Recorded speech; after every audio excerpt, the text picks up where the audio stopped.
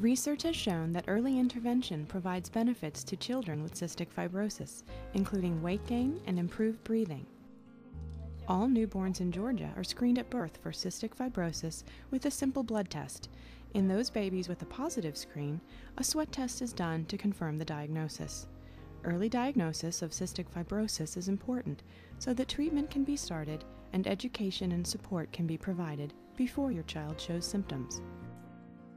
We used to see children present with the underlying diagnosis of failure to thrive. And what that would mean is that these children would be born as healthy children, they would have significant malabsorption, they would be eating well and losing weight and not growing, and they would essentially be behind the 8 ball from the start. We now know that with newborn screening or even prenatal diagnosis before newborn screening, we can recognize that children will be a CF patient so that the pancreatic enzymes can be initiated, nutritional support can be initiated, and they can stay on the growth chart from the get-go.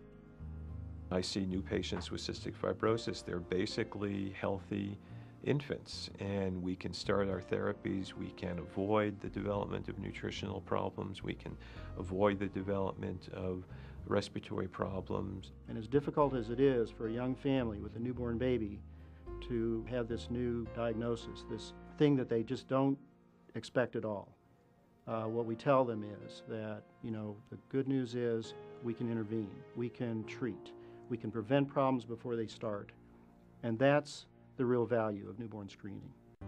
For us, we kind of had a pre-born screening in that when we found out about Gavin, we then tested Jake in utero and we knew. So they started right away on enzymes, and they can really get going right off the bat. With Gavin, he went 2.5 years without being diagnosed. So he, for 2.5 years, wasn't digesting his food. He was cramping and having significant pain going to the bathroom for literally 2 years, while the doctors were trying to figure out what the problem was. And if newborn screening had occurred back then, we would have found out right away, and he wouldn't have had to go through any of that. John had a bowel obstruction because he was not able to handle his food because of his CF.